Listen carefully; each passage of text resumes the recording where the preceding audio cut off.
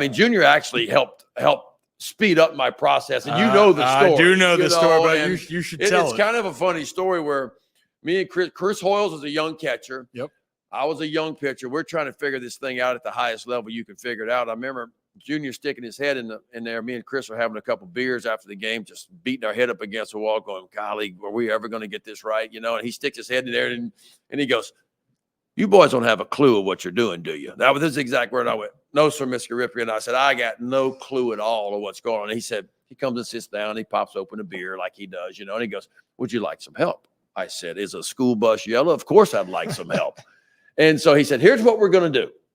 He said, we're going to have this triangle, me, Hoyles, and you. And this triangle, it's going to stay right here. I'm going to start calling all your pitches you throw. And I went, are you going to play catcher? And he goes, no, I'm going to call them from shortstop. I was like, how is this going to happen? He said, don't you worry about it. I'll take care of that. He said, then we're going to sit down after every game, and we're going to have a couple beers, and we're going to figure this thing out. I said, I'm all in. So all of a sudden, it's so funny. I'm looking in at home plate, getting the signs from Chris Hoyle, and I could see his eyes are looking over my right shoulder where Junior's standing out at shortstop, and the way he held his glove and where he would actually touch, because nobody looks at the shortstop when the ball's coming back to the pitcher. So Hoyle throws it back, and he could be focusing on Rip, and he's getting the sign and location. And then we would sit down after every game over a few beers and say, okay, this is why I wanted to pitch Dave Winfield like this in this situation. This is what Paul Molitor likes to do. This is what some of the best Wade Boggs likes to do. And this is why you pitch him like this in this situation. And those are things I never thought of. Like Junior taught me that you can pitch to a hitter's strength every now and then. In other words, if you're up 5-1 and it's the sixth inning and you got 2 out and nobody on, let's give Paul Molitor what he wants to hit. Yeah. Let's make him think that's how we're going to get him out when it matters.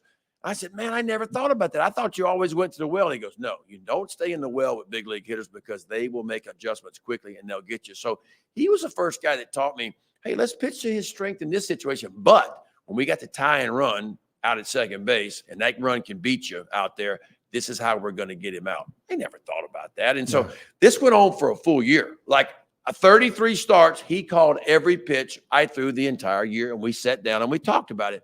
And then at the end of the year, he came to me and Hoyles, and he goes, you guys are good now. I'm sitting back here behind you. You need me, you call me in, but I'm going to let you guys run with it. And he would always come in with some suggestions because Junior was not only so talented, as you know, but he was a student of the game. Like he knew, it used to drive me batty no matter who would ground out the shortstop, whether it was Kenny Lofton or Cecil Fielder, but he would beat the guy by a step over at first base. You know, he would just a half step, he'd beat the guy, but he knew how fast everybody was and the positions he could play. And there would be so many balls I would throw and I would turn around and go, damn it, that's in the hole. And I turn around and look, and there he is right there throwing the guy out at first base. And I'm going, how could you be playing so-and-so right there? He said, you just keep throwing the ball to the spot that you're supposed to throw it to, and I'm going to be in the right spot. It's funny for the talent part. I actually told my dad this when it came to Gunnar now playing shortstop. And I go, Dad, no offense.